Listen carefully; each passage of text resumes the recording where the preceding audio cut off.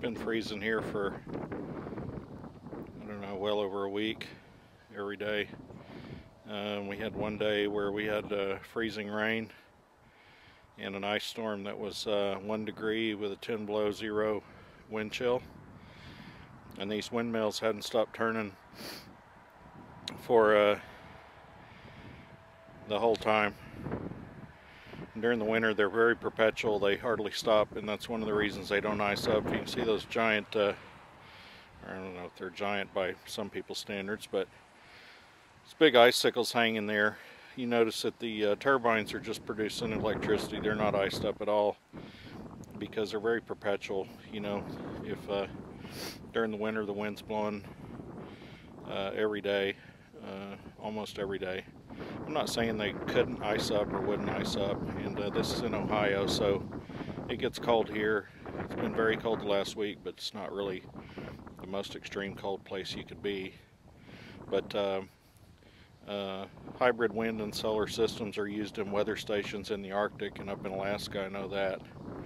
And one of the reasons is because the generators generate their own warmth as they generate electricity. Wind blows almost all the time when it's cold, and so they're very perpetual. They don't slow down long enough to get snow and ice buildup, and they also tend to de-ice themselves. So in the Arctic weather stations, where they have solar and wind hybrid weather stations, the solar panels tend to be mounted at a real sharp angle to keep from getting piled on with snow.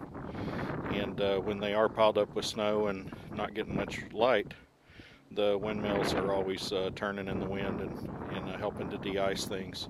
They also take the electricity that's generated and create de-icing on the little towers and even on the panels to keep ice from building up. They use electricity to keep the thing warm and make it de-ice itself, kind of like the turbines do in the winter. They stay warm and keep moving and tend to keep from getting iced up because of that. I do get some questions about how well the turbines will do in icy weather and cold weather, and they fare way better than anybody would imagine.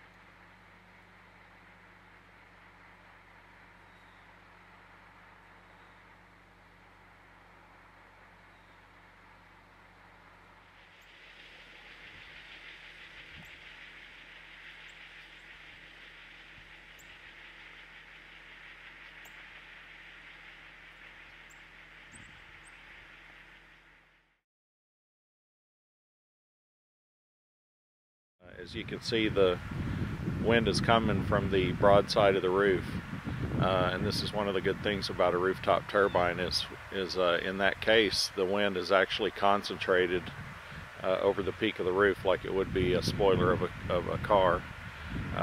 So you get a concentration effect of the wind being focused into the turbines up over the roof, and so even though there's not much wind right now today, the turbines are very productive, as you can see.